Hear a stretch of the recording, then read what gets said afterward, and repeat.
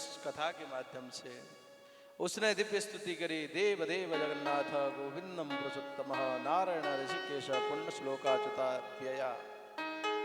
हे प्रभु नमस्ते सर्वभावाय ब्रह्मण्डे नंत शक्ते कृष्णाय वासुदेवाय योगानां पतये नमः। दिव्य स्तुति करी। भगवान के धाम वह नृग गया है। सज्जनों, भगवान यहाँ पर कहते हैं, अपने बालकों को उपदेश देते हैं। देखो, स्वदत्ताम परदत्ताम में ब्रह्म वृत्ति हरिश्चय 60 वर्ष सहस्त्राणि विष्टायम जायते क्रमे। सज्जनों, किसी के हिस्से को नहीं खाना चाहिए। जीवन में ध्यान दीजिएगा। आगे सुदामा का चरित्र सुनेंगे हम लोग। हाँ, किसी के हिस्से का, हाँ, कोई अगर प्रेम से अपना हिस्सा भी आपको दे, कोई बात, उसमें कोई दोष नहीं है, पर किसी के हिस्से का उसकी नजरों को बचा के या फिर जबरदस्ती किसी भी प्रकार से उस किसी के हिस्से का नहीं देना चाहिए। सज्जन, बहुत घातक है। और यहाँ पर भगवान कहते हैं, स्वदत्ताम परदत्ताम में जो दूसरे का हिस्सा खाता है, अपने द्वारा दिया हुआ या दूसरे का द्वारा दिया हुआ किसी गंतव्य तक नहीं पहुंचाता है, तो 60 वर्ष सहस्त्राणि 60,000 वर्षों तक विष्टायम जायते क्रमी, विष्टा का कीड़ा बनता है। सज्जनों, ऐसा बंदा जो किसी के हक का दुबका छुपा के खाता है, ऐसा बंदा 60,000 वर्षों तक उसको विष्टा का कीड़ा बनना पड़ता है। इसलिए किसी के हक का मत खाओ।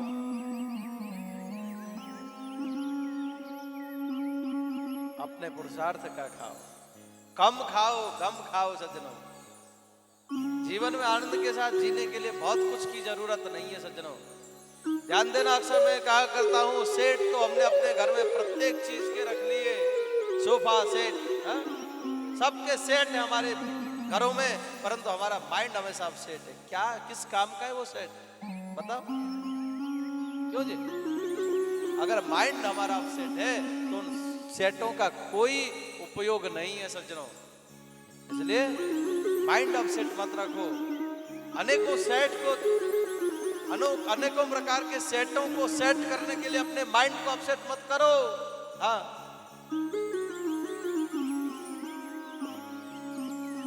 वस्तु पदार्थ के सेट न बने न सही, परंतु अपने माइंड को बढ़िया मस्त रखो। हाँ,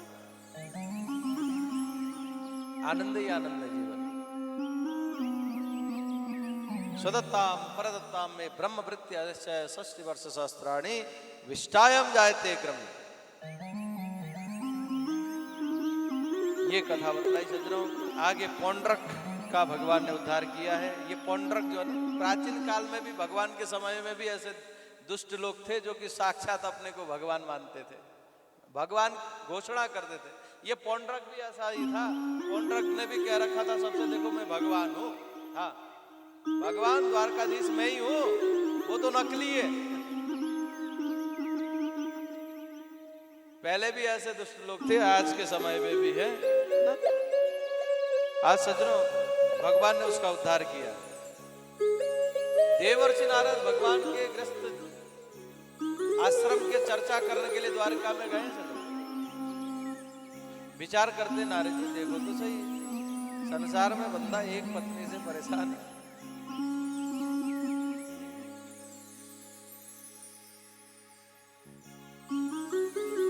भगवान जाने कैसी लीला कर रहे हैं, जरा देखो तो सही। कौतूहल है नारद जी के जीवन में। आज आए हैं सज्जन,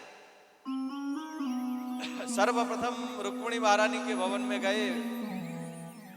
भगवान ने स्वागत किया। ध्यान से सुनिएगा। द्वार खोला भगवान द्वारकाधीश ने, आइए संत भगवान, सुस्वागतम।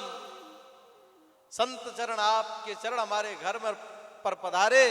आज हमारा गृहस्थ आश्रम धन्य हो गया, आइए।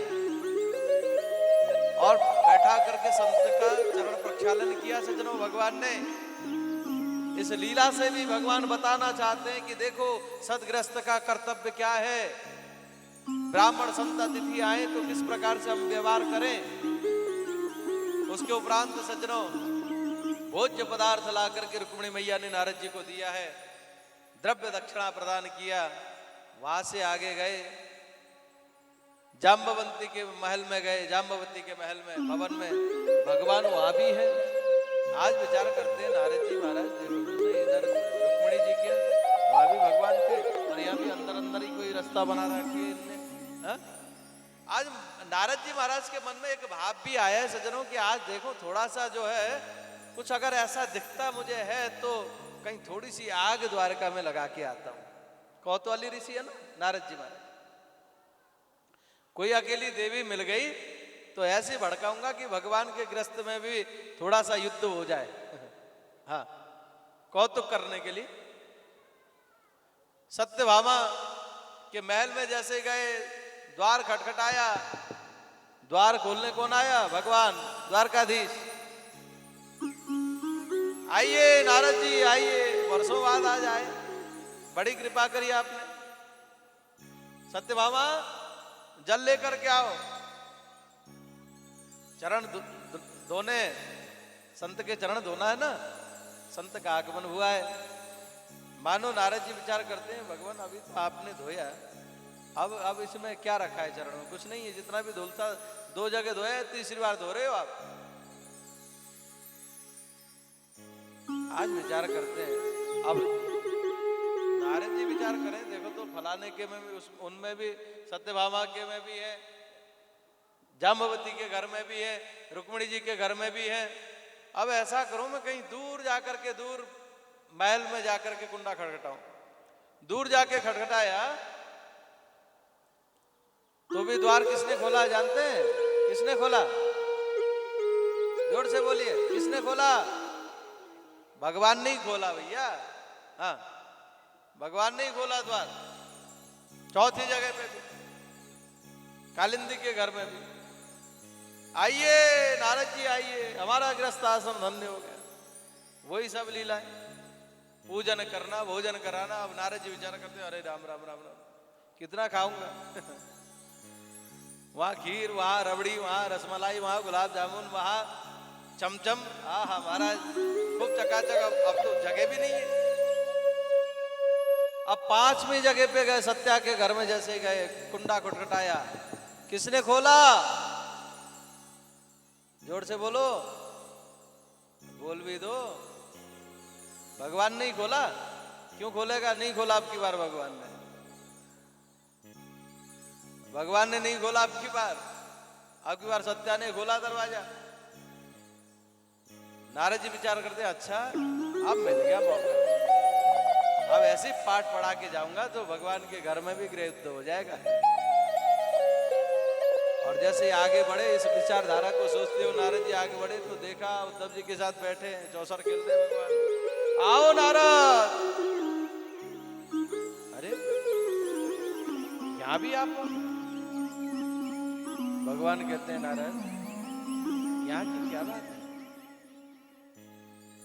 16,108 महल में तो मैं हुई, अभी तो विश्व ब्रह्मांड में जिसके चराचर जीव मात्र के हृदय में झांक कर देखो तो नारद केवल और केवल मैं ही उन सब के अंदर बंसी बजाता हुआ आत्मा के रूप में निवास करने वाला मैं तो सर्वत्र आप मुझे देखो। यही की बात कर रहे हैं। नारद जी भगवान को प्रणाम करके आगे विदा हुए सज्जनों। और इसके उपरांत जो है यहां पर पांडव जन राष्ट्र यज्ञ करना चाहते हैं, भगवान के पास में भेजा है राष्ट्र यज्ञ का निमंत्रण।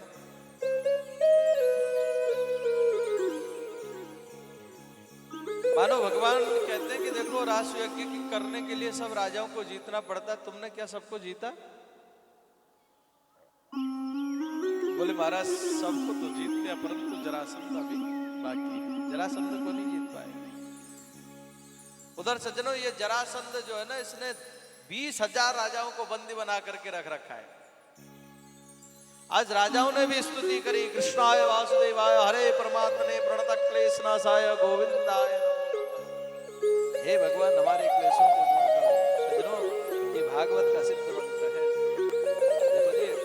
हमारे जीवन में अनेकों प्रकार के उतार चढ़ाव कष्ट हैं, हम इस मंत्र का सहारा लें।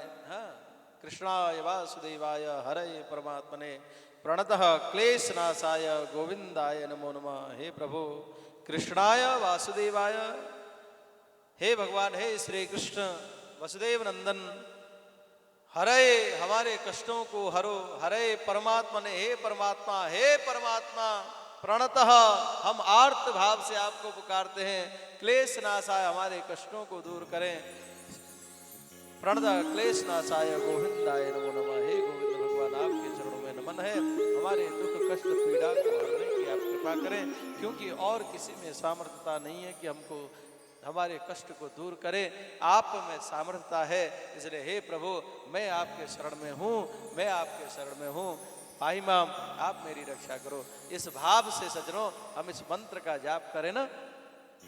जरूरी नहीं है कि आप केवल आसन जमा करके बैठो जप करो, आप कहीं भी भगवान का ये मंत्र गुनगुना करके चल भी रहे, आप बस में भी बैठे तो कृष्णाय वासुदेव चलता रहने दो, कोई दिक्कत नहीं, कोई दोष नहीं। भगवान जो है ना हमारे दुख कष्ट पीड़ा को हरते हैं सज्जनों।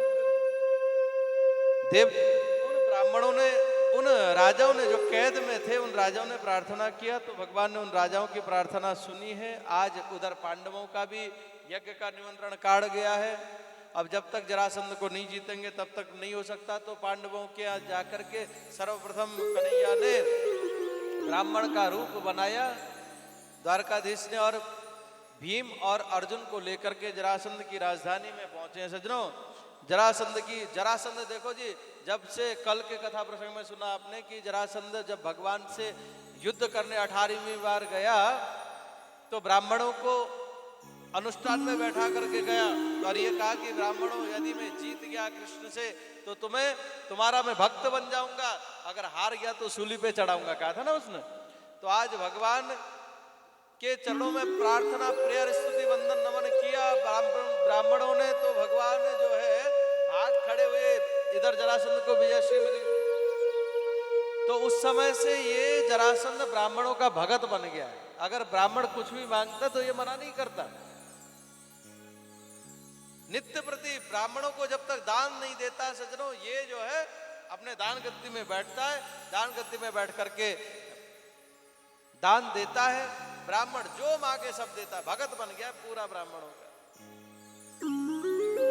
भगवान इस बात को जानते थे, ब्राह्मण वेश बना करके गए सज्जनों, और जैसे दान गद्दी पर ये जरासंध बैठा है,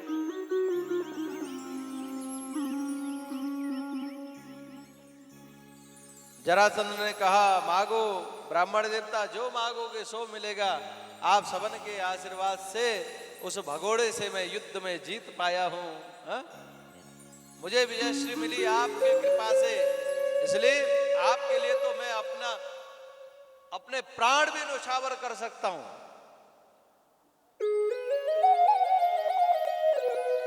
सज्जनों, प्राचीन काल में ना जो दैत्यों में भी जो एक धर्मनिष्ठता थी, आजकल धर्म का आचरण करने वाले लोगों में भी वो चीज नहीं दिखाई देती। विडंबना है। बड़े बड़े जो दुष्ट राक्षस कहलाते थे वो भी धर्मपरायण थे सज्जनों, परंतु आज के समय में धर्म पथ पर चल रहे बंदे में भी इतने विकार भर गए कि प्रभु ही कुछ कृपा करे, कुछ चमत्कार करे, लोगों की विचारधारा में परिवर्तन करे, तब जाकर के कुछ इस धरती में शांति हो।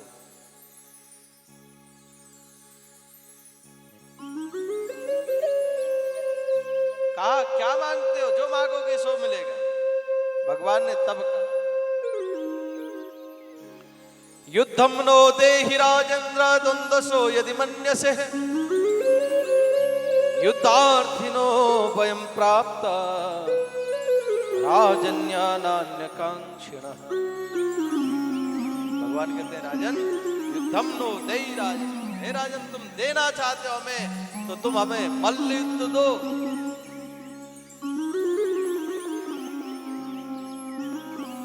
युद्धार्थिनो वयम प्राप्तः, हम तुमसे मल्ल युद्ध चाहते हैं। राजन्य नान्यकांक्षिण, हे राजन और हमें हमारी कोई आकांक्षा नहीं है और हमें कुछ नहीं चाहिए। जैसे ही कहा ना भगवान ने, ब्राह्मण का वेश बना करके गए थे तीनों। आज विचार करता है जरासंध, जैसे भगवान की तरफ देखा, कहीं देखा है मैंने तुमको? जैसे ही भगवान थोड़े से मुस्कुरा दिए, अब तो समझ गया, अरे हाँ जान गया मैं, तुम वही भगोड़े हो। ये नहीं कहा कि तुमने जो है 17 बार मेरे नाक में दम कर दिया